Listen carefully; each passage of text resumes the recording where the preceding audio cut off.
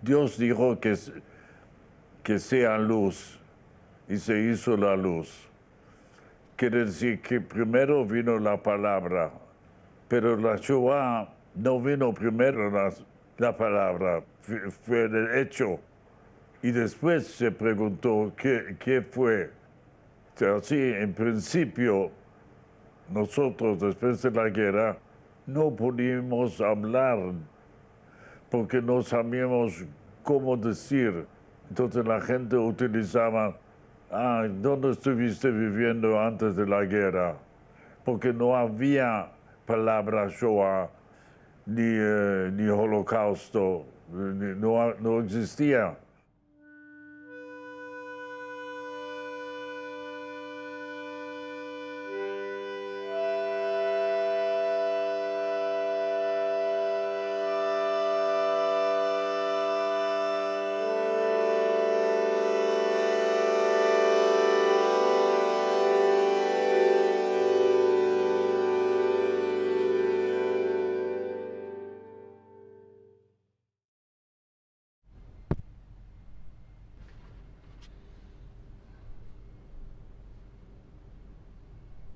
Bueno, la idea, Jack, es lo que te dije, que leas.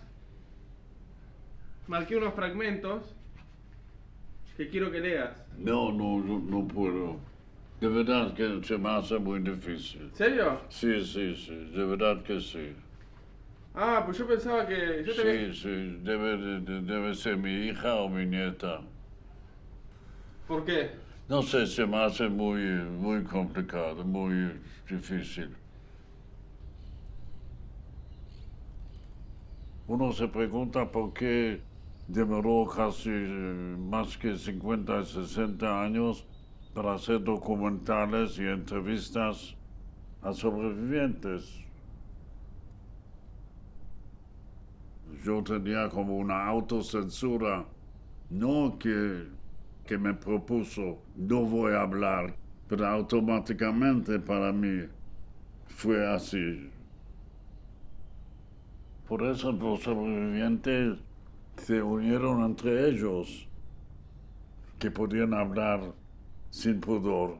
Pero la gente ajena, uno tenía pudor que sobrevivió y pudo llevar una vida normal, pudo ir a bailar, escuchar conciertos, hacer amigos de nuevo.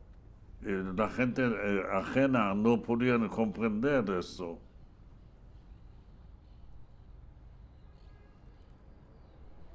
Hola, Elsa. Bien, vos. No, me debes decir cuánto te viene bien, porque él debe venir con otra gente. ¿Me entiendes?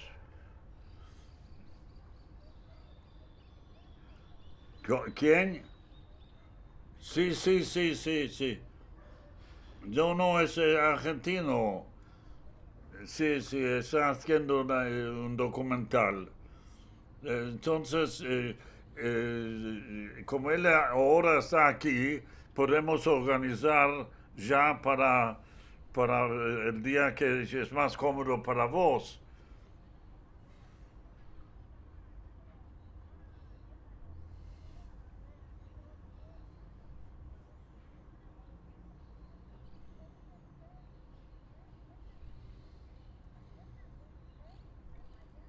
Mañana por la mañana, espera, momentito, mañana por la mañana. Cuando sea, no hay problema. Sí, mañana por la mañana está bien. ¿Aquí o aquí? Bueno, muy bien. Está todo bien. No digas nada que me puede comprometer a mí.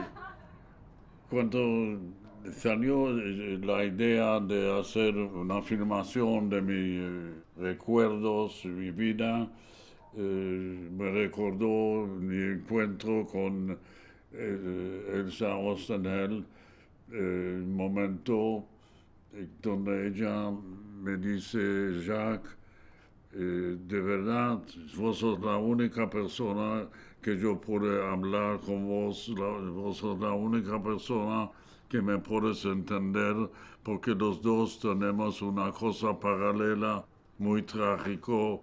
Sin darnos cuenta, él y yo estábamos atravesando una misma historia, sin saberlo, sin darnos cuenta. Y cuando hablábamos, yo por lo menos descubrí enseguida que era una sensación como de haberlo conocido a Jack toda la vida. En lugar de sentirnos ya como una tragedia irreparable, yo creo que lo tomamos con un sentido filosófico, diría yo. Nunca me voy a olvidar que Elsa me dijo una cosa que a mí me impactó muchísimo hasta hoy día. Dice: Jack, me gustaría saber las últimas horas de la vida de mis hijas. Y eso a mí me tocó muchísimo porque, como dije antes, tenemos algo muy similar.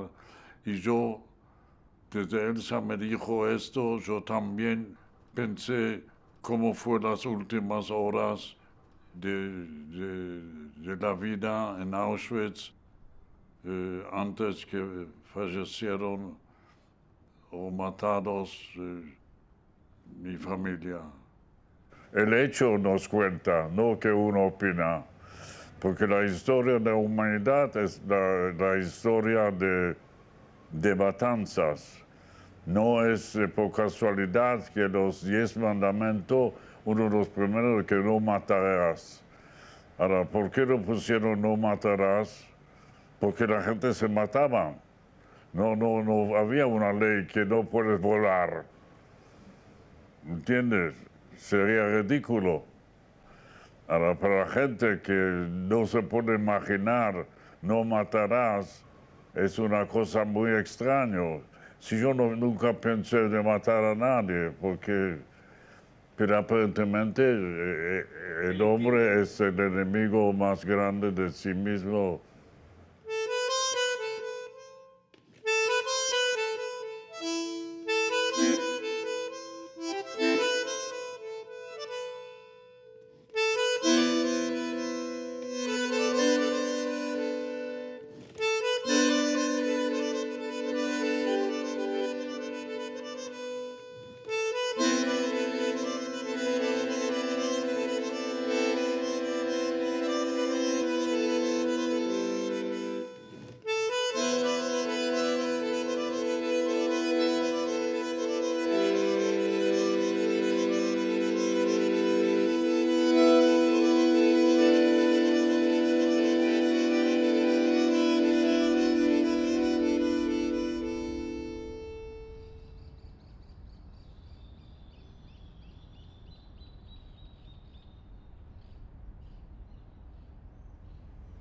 El hombre es racional y irracional al mismo tiempo. Hace cosas irracionales y después trata de justificar por qué lo hace. Si un hombre sale en la calle, mata gente, y mata es un loco, pero si mata por un motivo, porque no le gustan los gays o no le gustan los no sé cuánto, entonces ya es menos angustiante porque está loco. Vamos, chicos.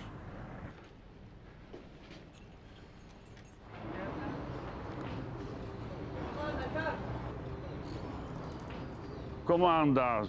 ¿Cómo anda, Jack? Bien, ¿por qué no venden los diarios? Estamos vendiendo. Mañana no van a valer nada. Mañana no vale nada, hoy vendo Sí, todo. chao.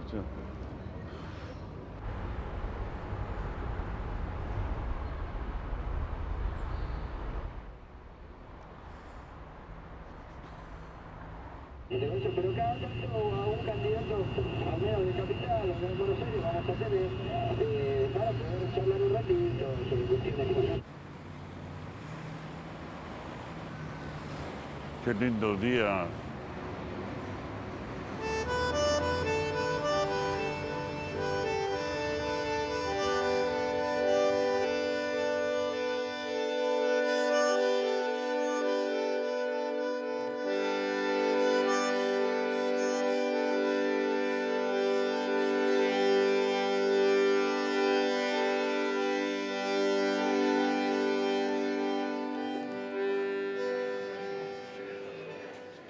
Yo no sé quién va a sufrir más, yo o ustedes. Y vamos a compartir un poco. Ya uno está acostumbrado, porque ya pasaron 70 años y de verdad 72 años, ni recuerdo las fechas. Para su información, yo voy a cumplir ahora 87 años y me debe remontar de 1939, cuando tenía 15 años y se hablaba que va a haber una guerra. Pero esta guerra, otra vez yo digo, fue una guerra dentro de la guerra. Fue para eliminar toda la gente que los nazis en Alemania pensaban que no vale la pena que vivir.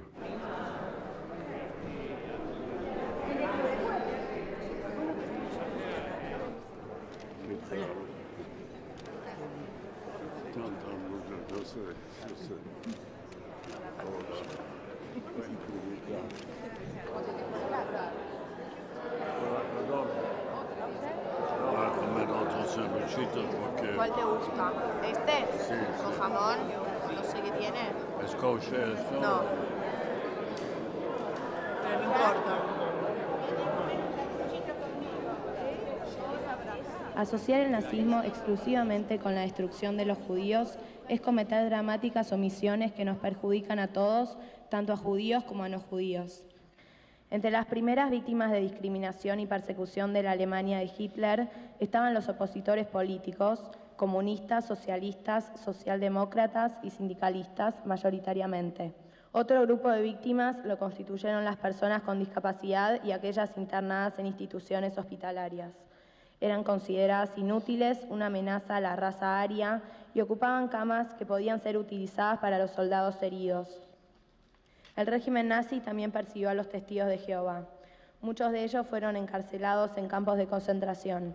Otro objetivo lo constituyeron los homosexuales, considerados un obstáculo a la preservación de la nación alemana y un elemento de corrupción e inmoralidad para la sociedad. Miles murieron en los campos de exterminio. El pueblo judío conmemora su tragedia y recuerda. Muchas de las víctimas de otros genocidios ocurridos durante la Segunda Guerra Mundial no lo hacen. No dejo asombrarme frente a la negación de los mismos países que fueron víctimas y a su falta de memoria. Niegan o ignoran. El que niega el Holocausto también está negando la muerte en manos de los nazis de 3 millones de polacos. El que niega el Holocausto también niega la muerte de más de 20.000 gitanos asesinados en Auschwitz-Birkenau, de negros, de homosexuales, de disidentes políticos, de miembros de la Iglesia Católica, de millones de seres humanos. Si se niega, se ignora la totalidad de la tragedia y creo que allí reside la peor de las desgracias.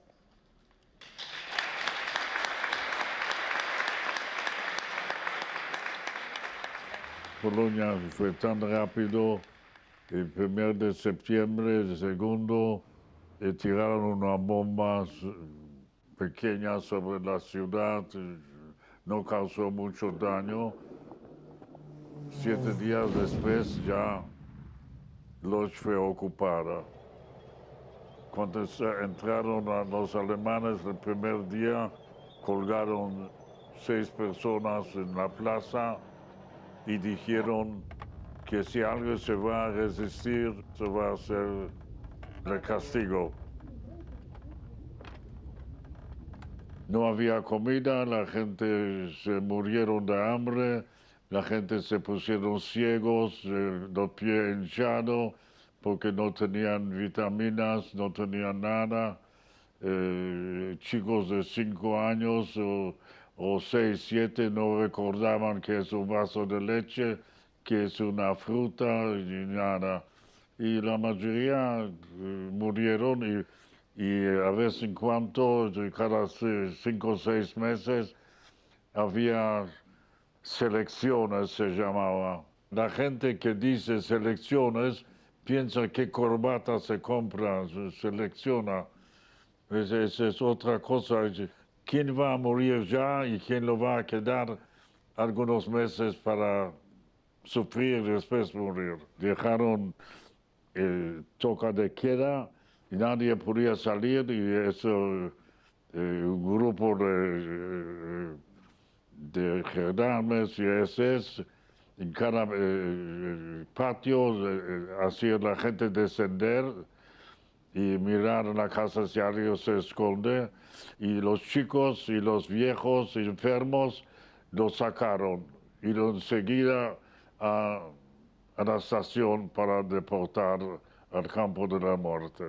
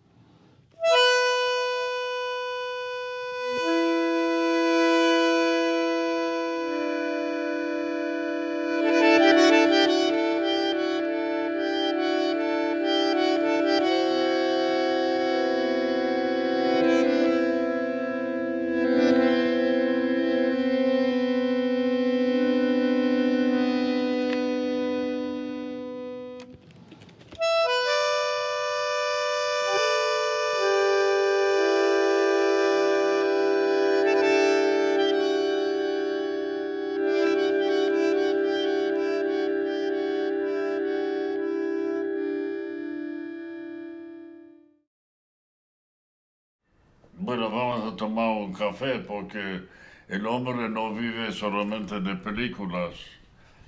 Está escrito en la Biblia. ¿Está escrito en la Biblia entonces? Vas a comer pierogi allá. Sí, Lo que, muy rico. si quiere que te enseñe una canción, A ver. pierogi. Marelu, Marelu, gotu pierogi. Bobo mačku drogi, kenye mamonki, a maček do miasta por...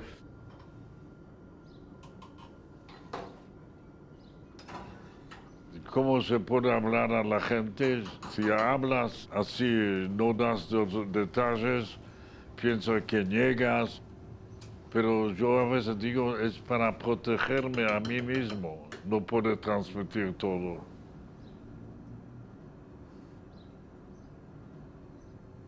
La gente deposita en un sobreviviente que debe tener toda la explicación que ha pasado. Solamente soy víctima que ha pasado. La víctima no sabe, es una víctima dentro 10 horas, 5 horas es víctima. Lo ponen en una celda, lo sacan toda su ropa y no lo dan de comer 2 días y después lo fusilan o otro, no sabe nada qué pasó. Pero el victimario tiene un antes, tiene un durante y tiene un después. Pero esta gente se escondieron y nunca dieron testimonios. Entonces tienen solamente testimonios recorridos por las víctimas. Después de 40 años decidí ir a mi ciudad natal, Lodz. Y quedó todo igual y nada igual. No había nada. Caminé algunos minutos. Lo único que quedó, que es absurdo, es el cementerio más importante en Europa, el cementerio judío. Como dicen, media broma, lo único vivo que quedó es el cementerio.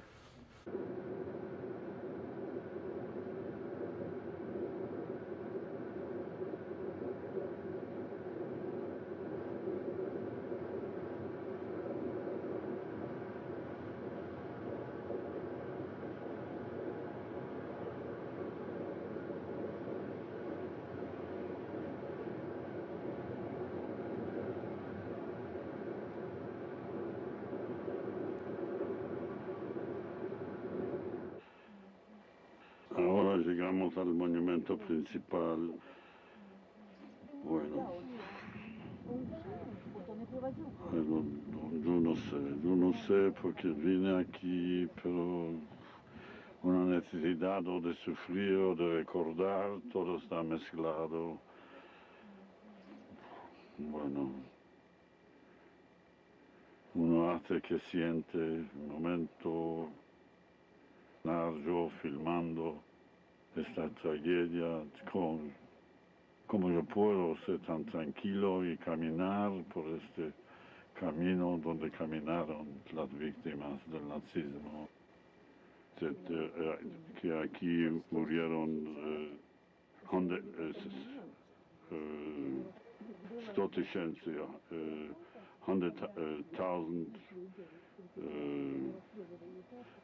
se me mezclan todos los idiomas, no sé qué decir, de verdad, pero es tan conmovedor, no me puedo imaginar en un lugar tan lindo, en pleno bosque, como se podía haber cometido tantos crímenes.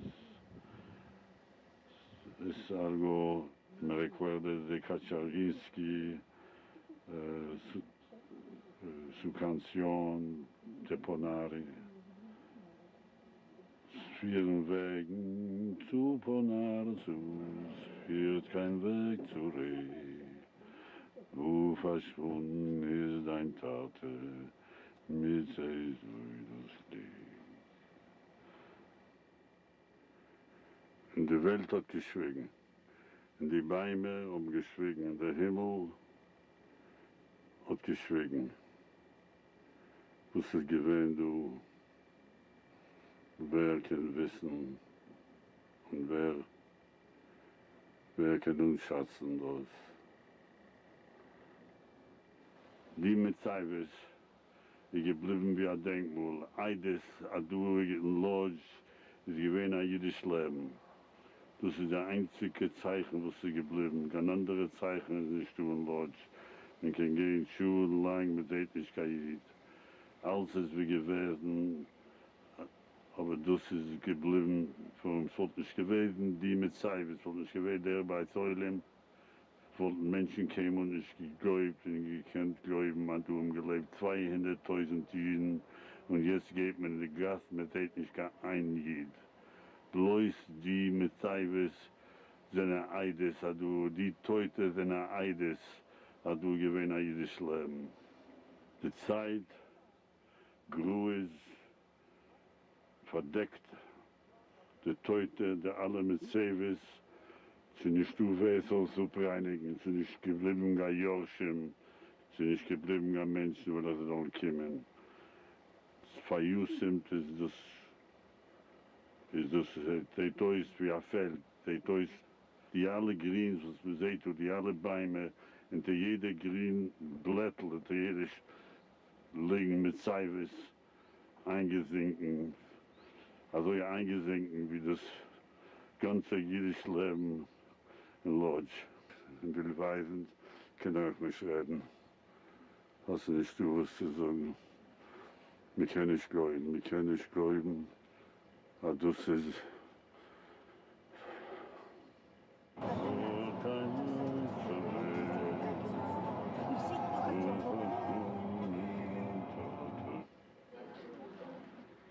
Eso fue una casa judía también. Y aquí camina Lichtenboim. Saludos a Buenos Aires, Sí. Gracias ya que me filmaste. Fue el sueño de mi vida salir filmado en la filmación de Jacques Fuchs. Lodz fue incorporado en Tercer Reich. Lodz no, teóricamente para los alemanes, no fue ocupado, fue anexado. Querían hacer para el futuro de Lodz una linda ciudad. Cuando empezó a decaer la población, entonces empezamos a desarmar las casas para las avenidas hacer más anchas. Y eso siguió hasta el último momento.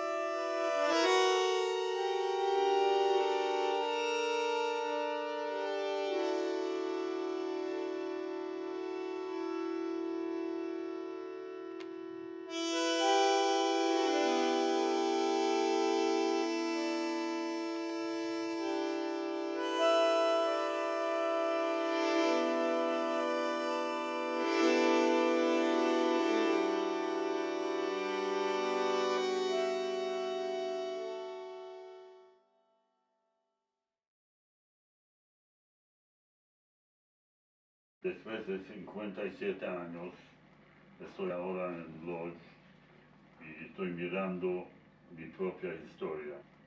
Y no puedo creer que esa es mi historia que estoy mirando.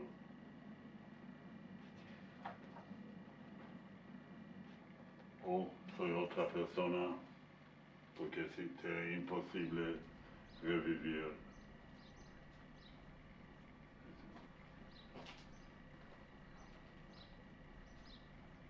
Pienso que eso fue hecho en 42 cuando entraron los judíos de Berlín, de Frankfurt y de otros lugares. Pregúntale a él. De Europa. Pregúntale a ver si sabe. Sí, no, él sabe, él trabaja en museo.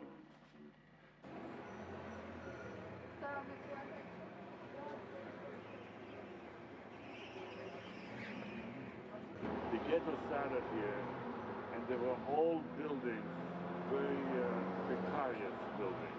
How do you feel being here now? I don't know, it's just like, it seems to me that it has everything to do with me, and it has nothing to do with me. It's just a strong feeling like it would be, like I would speak in the third person, but like someone else. There was once a Yankele, there was once a small child who was walking here, and now no one, nothing is left. So you don't have any feelings about this place? I cannot have any feelings because I don't see anything which resembles my past. Not the people, not the buildings, nothing. Okay. It's so strange. And what your family was doing during the ghetto? My father worked in a shoe shop, my mother too, and my brother too, and I worked too. And I had a little sister, she was 7 years old, and I have to confess that I don't remember what she did. I don't remember her face, I don't remember anything. It was just It's one... so terrible. We were deported together in the same train to Auschwitz. to Auschwitz, and I still don't remember anything about it. Do you remember your mother's face? My mother, my father, my sister, the bigger sister.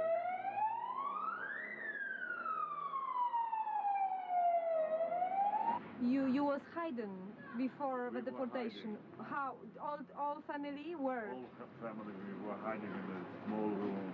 in Brzezińska 30? Where? In where we lived, we had a small room. We put over there a mueble, how do you say, a sofa. Yes. Armchair. On the door. And we left over there, but they found us. Who found exactly? It was Jewish Jewish policemen. With the German police all together. They went from house to house. And you were together with your parents in the same wagon? We were deported in the same wagon. You never thought after the war to come back to... No, because we knew, being in Auschwitz, we knew already what happened to everybody.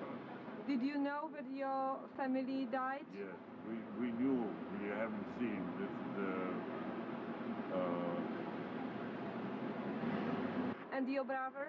my brother died before, we don't know how. He was sent to some other places, but we don't know. In Helmano? You don't know? We don't know. When he was? I think in 42. It was during Spera? Of course. And There's always, whenever there was a deportation, whenever there was a deportation, there was Spera.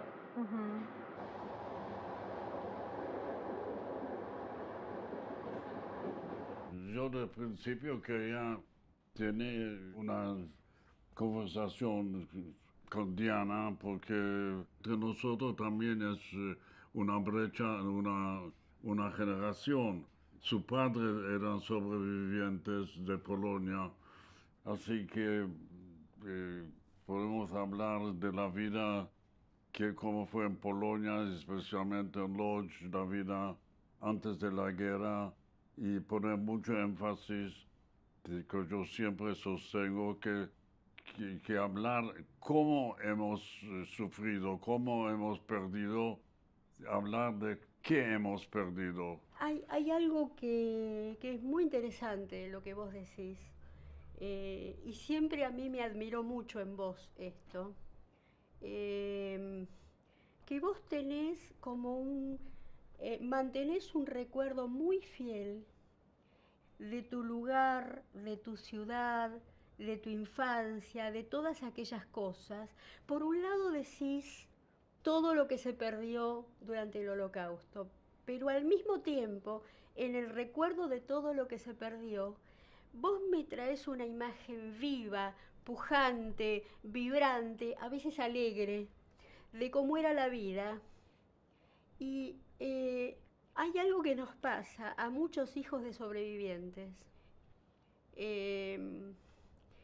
que parafraseando a la Biblia, creemos que en el principio era la Shoah, que antes de la Shoah no hubo nada, como si la historia de nuestros padres y la historia de nuestras familias hubiera empezado en este desastre, en esta especie de hecatombe universal, y que antes no había nada.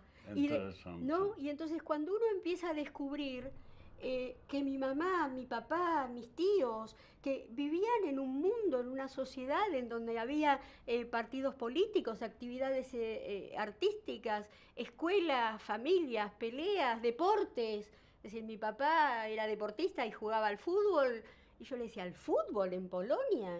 Es decir, yo no me imaginaba que en Polonia, por ejemplo, se jugaba al fútbol. Polonia era una especie de campo de muerte en donde solamente se mataba judíos. Entonces, vos me traes en tus evocaciones siempre ese mundo que muchos hijos de sobrevivientes tenemos mucha sed por conocer. Yo nunca hablo cómo fue la vida en el gueto, porque es muy difícil ser objetivo y decir parte de la verdad, porque algo uno esconde para el otro que escucha y para sí mismo. Yo de gueto tengo algunos fragmentos muy bien que yo recuerdo. El único que yo recuerdo muy bien es que un día tenía los pies hinchados. Entonces mostré los pies a mi mamá y empecé a llorar yo, porque en el gueto había dos enfermedades que anunciaron la muerte. Ciego y pie hinchado por falta de vitaminas. Y después uno piensa hablar y de verdad que uno no sabe qué daño uno hace al otro y qué daño uno hace al otro y qué contribuye esto, ¿me entiendes?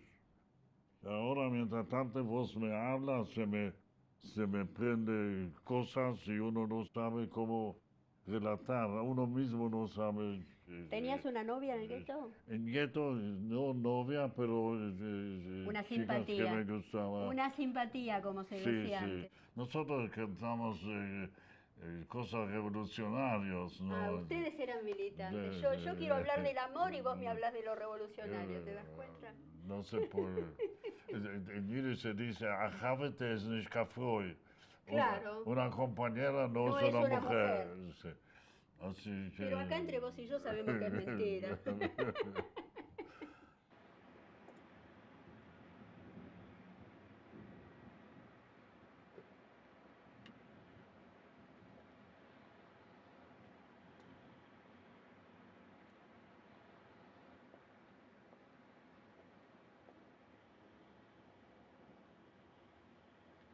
Ese Pozechna, Yiddish se llamaba Yiddish Gas. En esa calle yo nací. Faltan 2 cuadras, allá terminó la calle, había una calle sin salida, donde jugamos pelotas porque no entraban coches ni caballos ni nada. Esa es la calle, pero no reconozco porque ha cambiado la fisonomía. hicieron después allá donde sacaron la muralla, hicieron como una calle ancha donde camina el tranvía.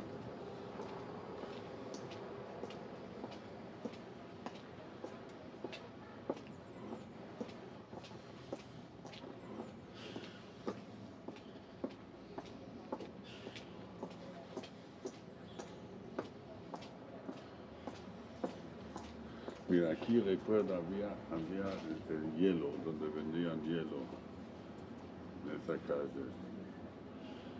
Tenía guardado, eso debe quedó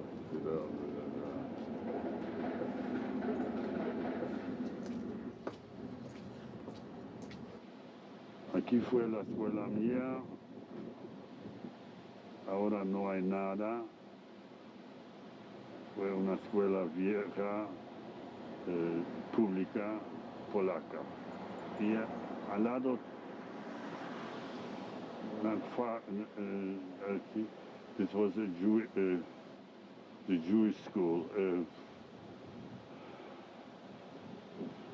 I'm getting so mixed up with languages, I don't know what I speak neither. It was the Jewish school for rich Jewish children.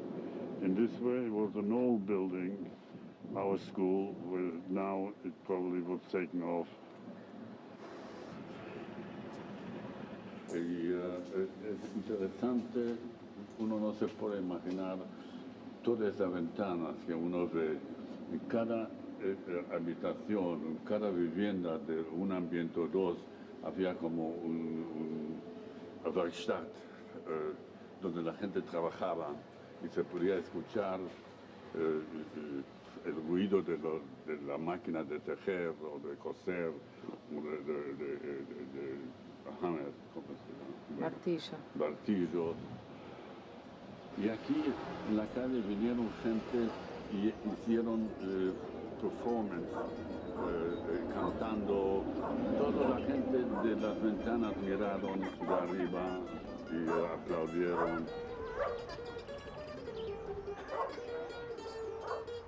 Había toda una vida lleno de chicos, lleno de vida. Y ahora quedó como monumento una tranquilidad, no ver nada.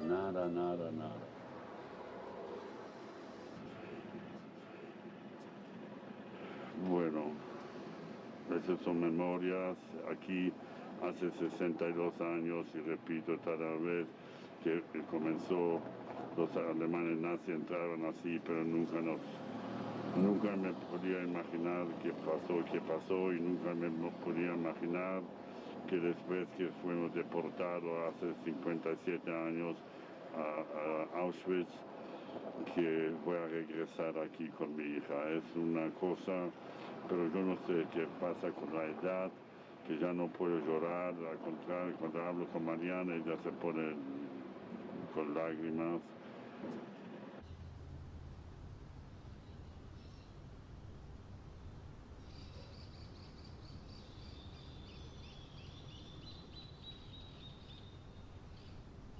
Paso al baño, Jack.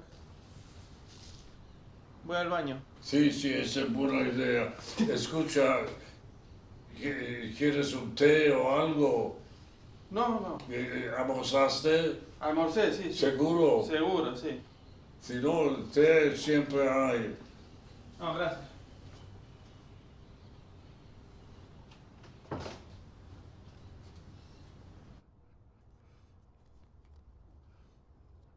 ¿Y acá qué fuiste? ¿A Auschwitz? ¿A dónde más fuiste? Sí, a Lodz, Cracovia, Varsovia. Como una amiga mía me dijo, ¿es la primera vez que vas a Auschwitz? No, yo digo la segunda. Y esa vez debería pagar para entrar. La primera vez no me cobraron. ¿Me entiendes? El sentido de humor es tan morboso. Vos no eras muy religioso. No. Pero en algún momento llegaste a decir, bueno, porque Dios ya está, es todo, nada es de verdad, nadie está conmigo. No, yo nunca creía así, bueno, no, yo no tenía ese conflicto. Bueno, quiere decir que nunca estabas en Auschwitz o en el gueto y decías, bueno, ya está, me pongo a voluntad de Dios, si vivo, si no, no. Nunca tuviste ese No, tema. no. Entonces, Tenía otro problema, pero no eso. Ese problema nunca tenía.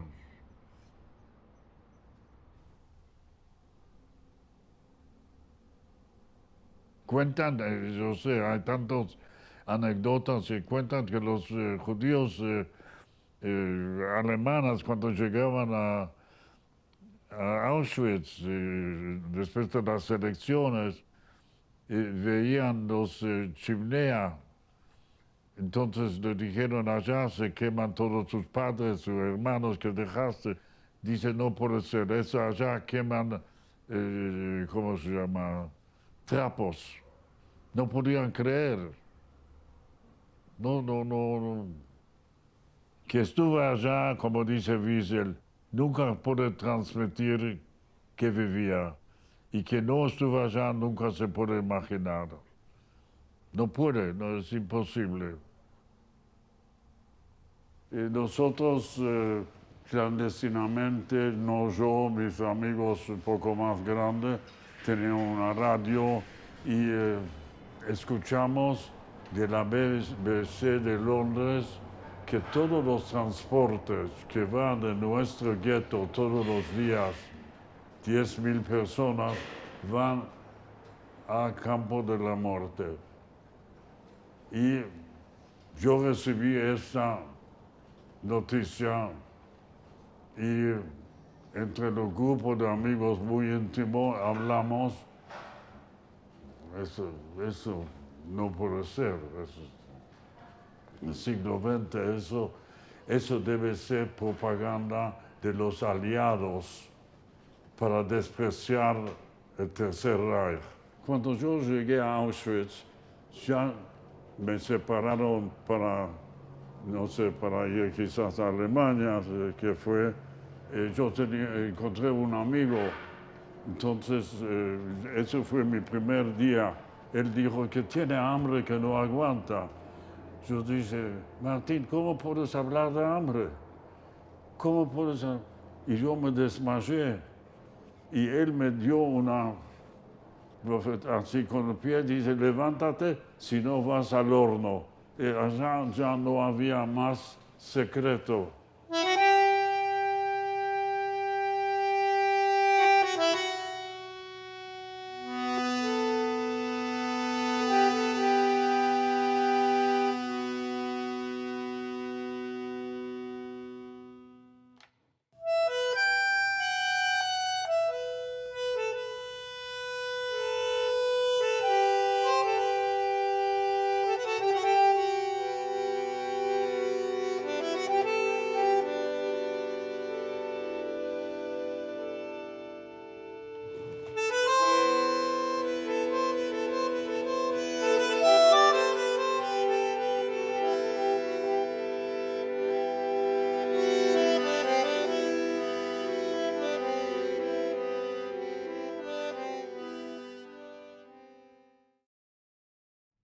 cuando a vos te deportan a Auschwitz, vos desde el gueto de Lodz hasta cuando estaban yendo a Auschwitz, mismo en el vagón. con tu familia, Sí, salvo con sí, tu hermano. sí. Y después, ¿en qué momento se separaron? Al llegar, enseguida se separaron hombres y mujeres. Sí. Y vos estabas con tu papá sí. ahí entonces. Y tu mamá y tu hermana nunca más supiste. No. Yo sabía de tus dos hermanos, de una no sé. amiga mía que fue en el mismo vagón conmigo y al llegar a Auschwitz querían separar mi madre de las dos nenas y mi madre no quería separarse. Sí. Pero en ese tiempo no eran tan, en ese sentido, no eran tan rigurosos. No quiere, está bien, van todo. Cuando yo me quería querían separar de mi padre, mi padre me tenía a mano y vino un capo, dice, déjalo ir, mejor que lo dejas ir. Y yo me fui. No insistí ir con mi padre. Ahora, ¿qué me pasó ese momento? O que no sabía de qué se trata, pero el capo, el judío, dijo, mejor que lo dejas ir. Lo dijo a mi padre.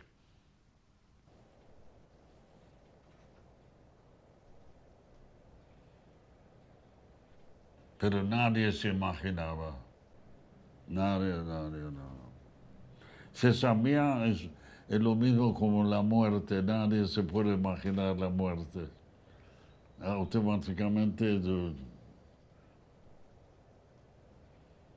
¿Hay algún objeto que te acompañó en la Shoah, que lo llevaste desde que empezó hasta que terminó la Shoah y lo conservás? Lo único que tenía, y lo hizo un cambio, tenía zapatos que me hizo mis padres, porque lo único que permitieron salir de Auschwitz es los zapatos. Y fueron zapatos muy buenos. En el trabajo donde trabajamos a hacer construcción, allá trabajaron ucranianos y vio mis zapatos y él tenía chuecos con madera. Yo consideraba que ese mejor me dio un pan y yo lo dio mis zapatos. Hasta hoy día me siento culpable. Quizás ese me ayudó a sobrevivir, ese pan que me dio. Pero lo único que tenía es nada más. Si alguien me pregunta cómo yo sobrevivía, yo no puedo decir. Lo único que estoy consciente hasta hoy día, si la guerra duraría otros 2 días, yo no estoy aquí más. 2 días. Las preguntas son lógicas, pero yo no vengo de un mundo donde había una lógica, pero había una cosa.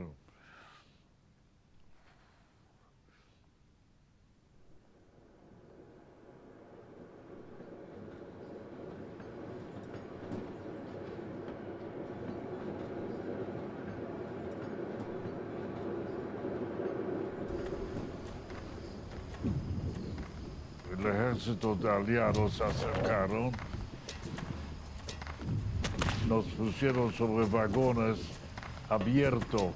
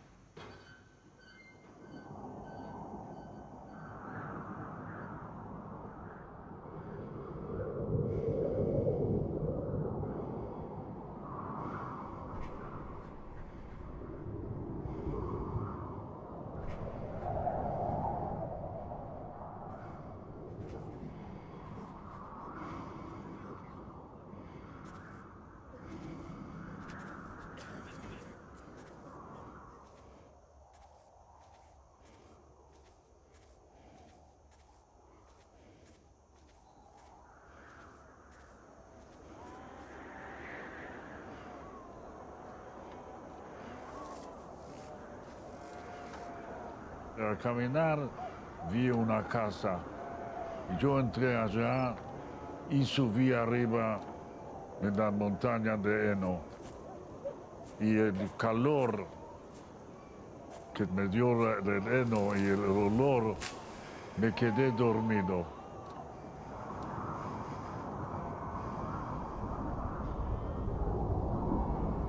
Ya sea la Cruz Roja, el ejército americano, me pasé por un lugar, me quitaron toda la ropa, todo afeitado, la cabeza, todo pelo que podían sacar y me dieron una ducha con desinfectante y me dieron un pijama y yo digo, ahora puede morir.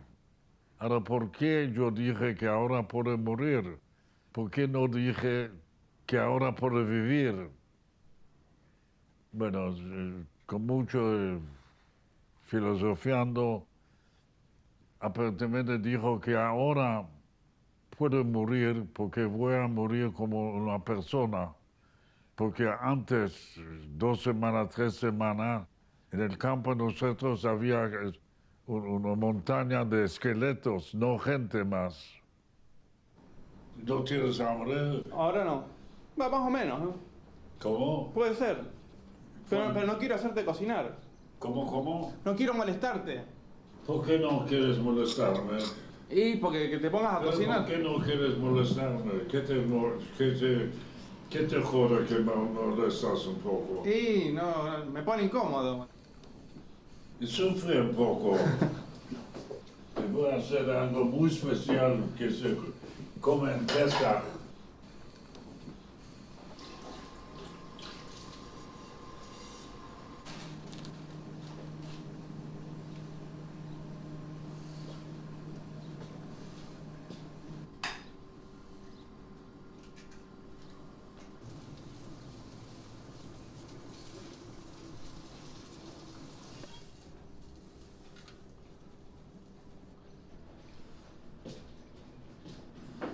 Esto es mucho, Jack. No, come. Pero... Después lo comes después. Hay que comer todo. No, pero yo digo, no pasa nada, porque yo tengo un sistema, no sé si te sirve a vos. Comes ahora, entonces hoy por la noche deberías comer tanto y tanto, comes un poco menos. Claro. Entonces sí, que perdiste peso. ¿Sí? Está mucho mejor. Bueno, mejor, sí. No, de verdad. Yo me acuerdo que no sabíamos cómo poner, porque él quería poner a toda su familia y a él no sabíamos cómo ponerlo. ¿Te acordás? Sí. Que no sabíamos si a vos ponerte o no ponerte, qué año. Sí. Ese lo hizo y muchas veces pensaban dejar algo que después de yo me voy, que sepan en un lugar como no hay monumento, no hay, ¿cómo se llama? Metzeve, lápidas, que eso sirve como una lápida. A veces parece tan válido recordar, a veces pienso que no tiene ningún sentido porque el pasado no se puede cambiar. Solamente los historiadores pueden cambiar el pasado, pero la persona no puede. ¿Por qué tanto tiempo, no? Para poder hablar de esto, 40 años después, tanto de parte de él como de parte de la gente. Yo diría por lo menos 2 cosas como parte de la respuesta. Por una parte, ustedes calculen que todo lo que pasó, Jack o los que estuvieron como Jack y sobrevivieron, fue demasiado fuerte, demasiado intenso como para poder, por decirlo así, procesarlo. O sea, fue demasiados hechos, demasiada realidad, como decía él, y que requiere mucho tiempo para que nuestro procesador, nuestro aparato psíquico pueda ir elaborándolo. Él muchas veces dice que no entiendo. Jack todavía hay cosas que todavía no pudo terminar de entender, pero no porque él no pueda, sino porque no se puede. ¿Cómo hace uno para entender todo lo que pasó? ¿Cómo entendemos acá lo que pasó en la época del terrorismo de Estado? Uno puede dar explicaciones, de ahí entenderlo, internalizarlo. Eso requiere tiempo elaborativo, pero yo creo que además requiere tiempo como para decir, estamos tranquilos, eso no va a volver. Estuvimos condenados a vivir. Exactamente. Y los otros fueron condenados a morir. Exactamente. Esa es la realidad. Fue así. porque es muy difícil hablarlo, porque es muy difícil para nosotros volver a sentir, revelar otra vez toda esa cosa interna, que por eso nosotros la podemos hablar con tanta felicidad, porque nos hace felices sentirnos en ese dolor que tenemos. El dolor en nosotros es confiabilidad, es esperanza. En otra gente es odio. Nosotros no lo tenemos. ¿Te acuerdas que yo te decía que hay algo que se repite más allá de las leyes naturales? Es como si uno lo activara a los 21 años, te liberan, ¿no? A los 42 formás tu familia. Formás tu familia con mucho miedo, miedo a que se repita la muerte, la pérdida, esto es lo que me decías. Y a los 63 años muere tu mujer. Es decir, como si cada 21 años volviera a repetirse algo, esto de las fechas que pesan y el dolor que eso implica, ¿no? Lo que yo te decía antes era esto de que dice Wiesel, que habla de la relación entre muerte y dignidad. Si yo creo que lo que a mí me pasó ese día es que yo entendí que el verdadero horror era este horror del humano que lleva al otro a morir en un estado de indignidad. Eso fue lo que a mí me dio algo, de un saber sobre una verdad que me alivió. Por eso la pregunta que te hice antes era, ¿qué pasa con la vida después de atravesar ese horror?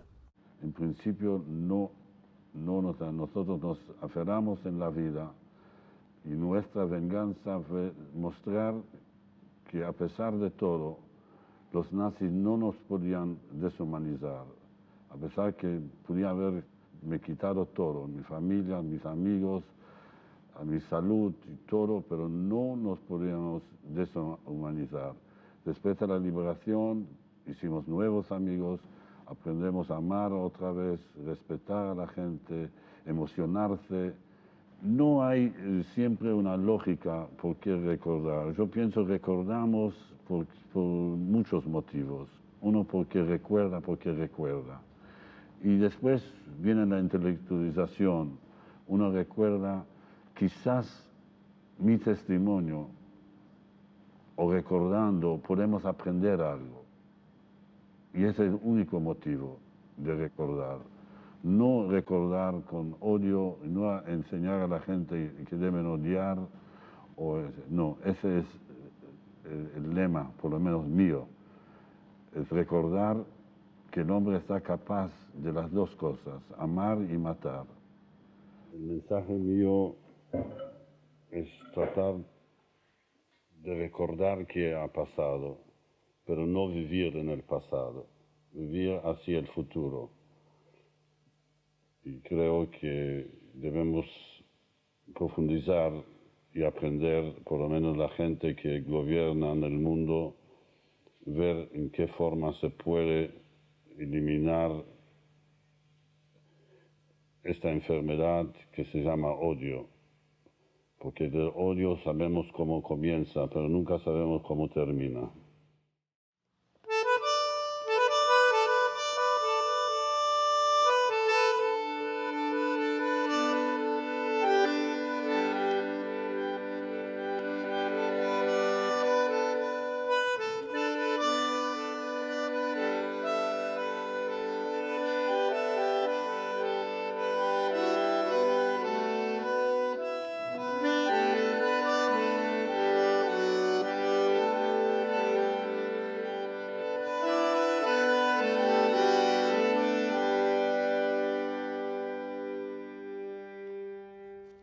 Bueno, y acá estás con tu familia. Sí.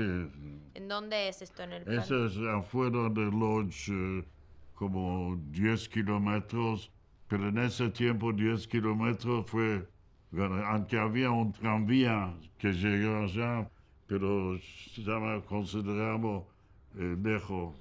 Allá nos quedamos siempre 3 semanas alquilando una pieza. Es muy parecida a mi mamá. Completa. Igual. Igual. Aquí es una pequeña foto, es el único, esa foto para mí tiene mucho valor porque ese es, cuando yo fui liberado no tenía ninguna foto de ningún documento absolutamente de nadie. ¿Quién está en esta foto? En esta foto son mis padres, mi hermano y mi hermanita, y ese era yo. Esa foto la encontré en Argentina, fue mandada hace 60 años, 65 años, fue mandada en Argentina a un tío mío, y eso lo rescaté. Para mí esa foto es algo más precioso que yo podía rescatar. ¿Usted perdió a esta familia? Toda la familia. Aquí falta una hermanita que había nacido en 1934. Yo fui uno de los primeros que llegué allá en 45, en 46, en abril ya estuve en Estados Unidos, un año después. Cuando yo llegué a Estados Unidos por una organización internacional, después se ocupaba de la colectividad y otras organizaciones beneficencia porque me debían dar para comer, para vivir y ayudarme. Me preguntaron si yo tengo algunos familiares en el mundo. Entonces yo me recordaba que yo tenía una tía y un tío en Argentina. Yo no sé qué pasó, yo digo no quiero ir.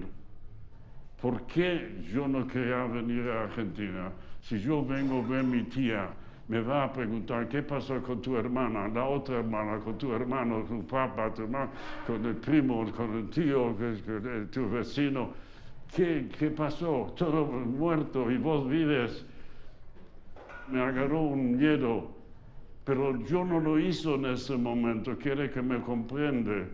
No lo hice en ese momento de miedo, pero intuitivamente, aparentemente, inconscientemente tenía miedo o culposo por haber sobrevivido y decido no voy. Y después pasó un tiempo, 10 años, y yo decidí venir aquí a visitar mi familia de Nueva York. Y, yo debo decir la verdad, ni me preguntaron nada, yo no le conté nada, más o menos ciertas cosas, y regresé después a Nueva York. Y después vino otra vez, no sé qué me pasó, eso es para otra clase, y después me quedé y me casé con alguien que sí también una refugiada de Francia. Ahora tengo 3 nietas lindísimos, tengo una hija amorosa que me cuida y parece todo un sueño, algo que no tiene que ver conmigo y sí tiene que ver, sí, es como ese Jackie de chiquito murió y creció otro nueva. Y tengo una nieta cuando tenía 7 años, porque nunca estaba muy delicada, nunca me preguntaban de mi pasado ni nada. Entonces dice, mire, abuelo, pero vos hablas muy raro. Sí, entonces yo digo, bueno, porque yo nací en Polonia. No se dice Polonia, se dice Colonia.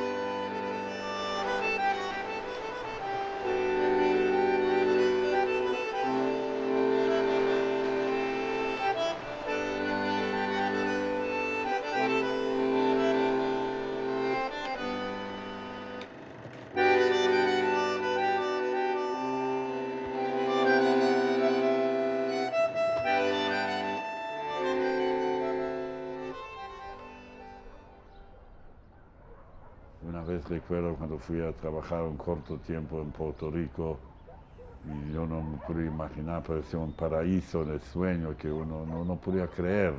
Las palmeras, bananas creciendo, que uno puede tocar, sacarlo, del mar, de esa belleza, todo tranquilo.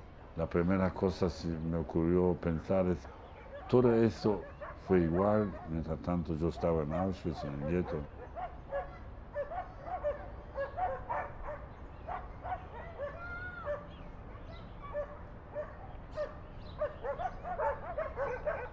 Ahora, la vida es una cosa que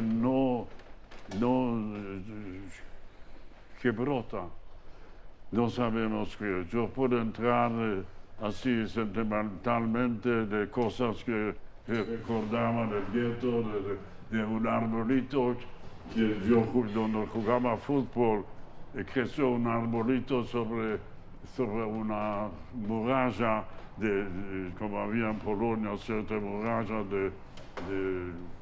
de ladrillo, creció un arbolito y el viento en invierno en Polonia, 10 bajo cero, perdió todas las hojas y el pobre cosa mandaba así, mira, cosa que se queda, que a veces uno tiene vergüenza para decir.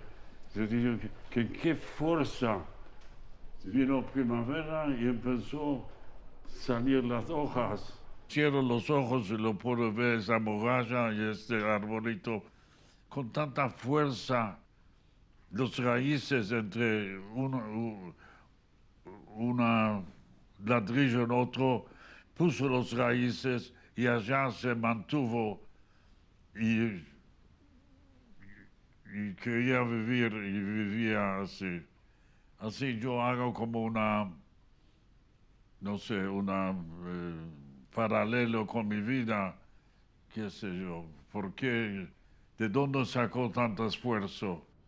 El ser humano no es igual como un árbol, ¿entiende? Pero tiene algo que es muy misterioso y es muy difícil ubicarse. Entonces aquí viene la separación de ustedes y el corazón.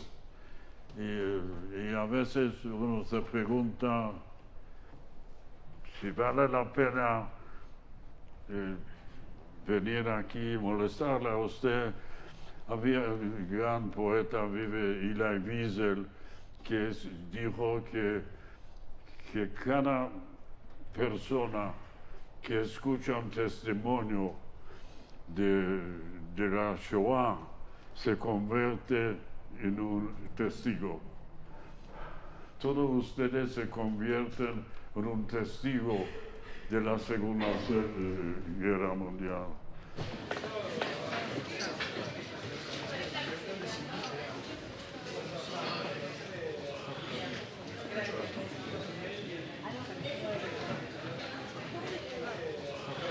¿Sufrió mucho o no? Bueno, lo dejamos porque si no voy a empezar a hablar pavadas. Bueno, seguiremos en otro momento. Es como una sesión de terapia. Lo dejamos para la próxima sesión.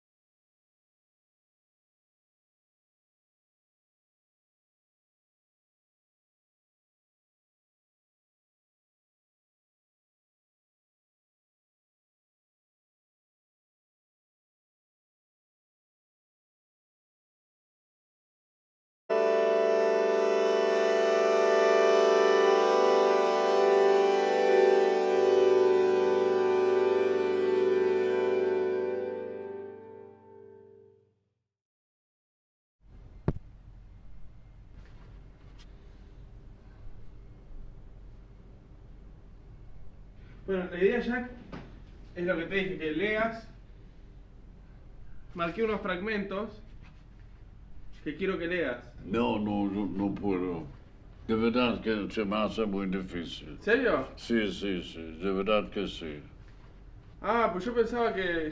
Sí, debe ser mi hija o mi nieta. ¿Por qué? No sé, se me hace muy complicado, muy difícil. Uno se pregunta por qué demoró casi más que 50, 60 años para hacer documentales y entrevistas a sobrevivientes.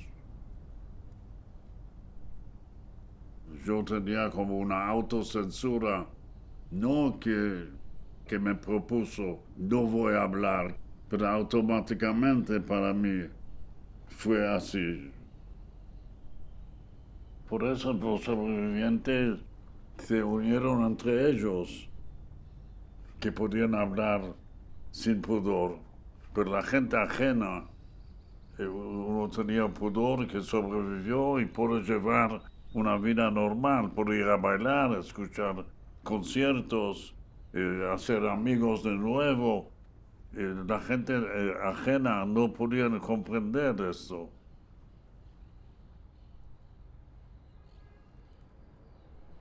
Hola, Elsa.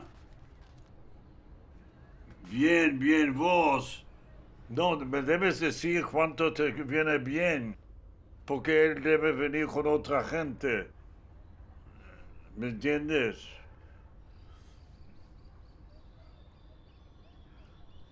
¿Quién? Sí. No es la vida de mis hijas. Y eso a mí me tocó muchísimo, porque como dije antes, tenemos algo muy similar. Y yo, desde Elsa me dijo esto, yo también pensé cómo fue las últimas horas de la vida en Auschwitz, antes que fallecieron o matados mi familia. El hecho nos cuenta, no que uno opina, porque la historia de la humanidad es la historia de matanzas. No es por casualidad que los 10 mandamientos, uno de los primeros que no matarás. Ahora, ¿por qué lo pusieron no matarás? Porque la gente se mataba. No había una ley que no puedes volar. ¿Entiendes? Sería ridículo. Ahora, para la gente que no se puede imaginar, no matarás, es una cosa muy extraña. Si yo nunca pensé de matar a nadie, pero aparentemente el hombre es el enemigo más grande de sí mismo.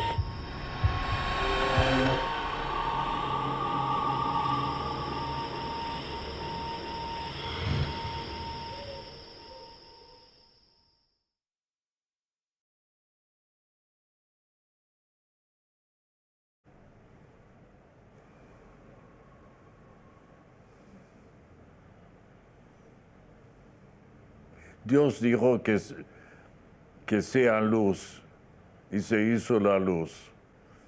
Quiere decir que primero vino la palabra, pero la Shoah no vino primero la palabra, fue el hecho. Y después se preguntó qué fue. Así, en principio, nosotros después de la guerra no pudimos hablar porque no sabíamos cómo decir. Entonces la gente utilizaba, ¿dónde estuviste viviendo antes de la guerra? Porque no había palabra Shoah ni holocausto, no existía.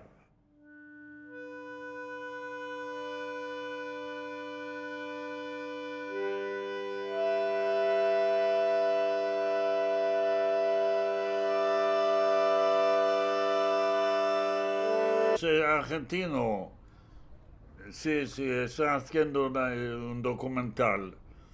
Entonces, como él ahora está aquí, podemos organizar ya para el día que es más cómodo para vos.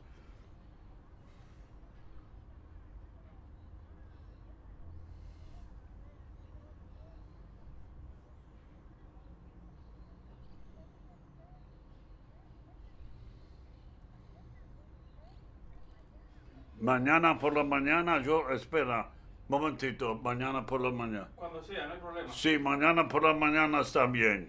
¿Aquí o aquí? Bueno, muy bien. Está todo bien. No digas nada que me puede comprometer a mí. Cuando salió la idea de hacer una filmación de mis recuerdos, mi vida, me recordó mi encuentro con Elsa Ostenheld, el momento donde ella me dice, Jacques, de verdad, vos sos la única persona que yo pude hablar con vos, vos sos la única persona que me puedes entender, porque los dos tenemos una cosa paralela muy trágico.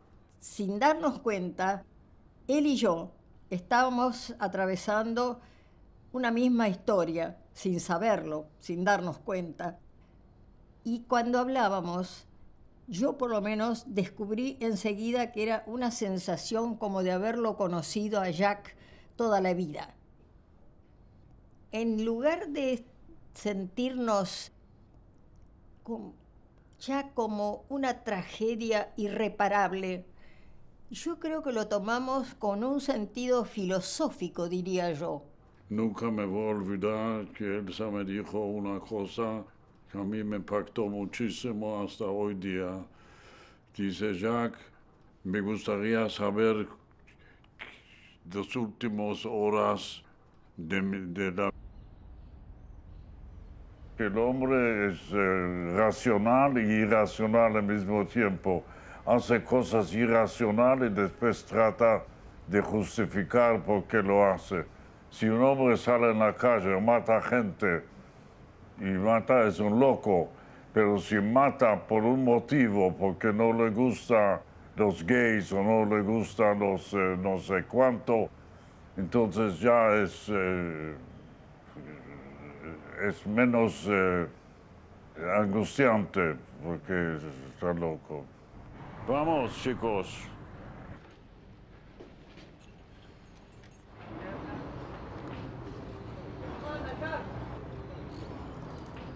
¿Cómo andas? ¿Cómo andas, Jack? Bien, ¿por qué no venden los diarios? Estamos vendiendo. Mañana no van a valer nada. Mañana no vale nada, hoy vendo Sí, todo. chao.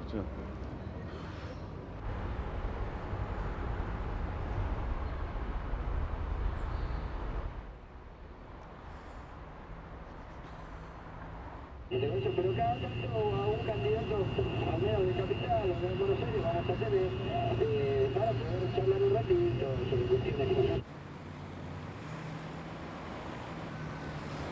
Qué lindo día.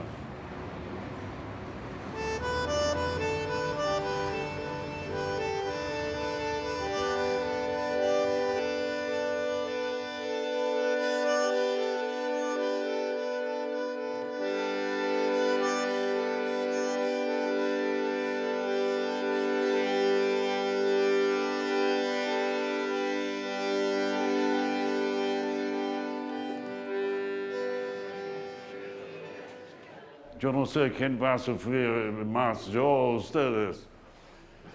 Y vamos a compartir un poco. Ya uno está acostumbrado, porque ya pasaron 70 años y de verdad 72 años, ni recuerdo las fechas. Para su información, yo voy a cumplir ahora 87 años y me debe remontar de 1900.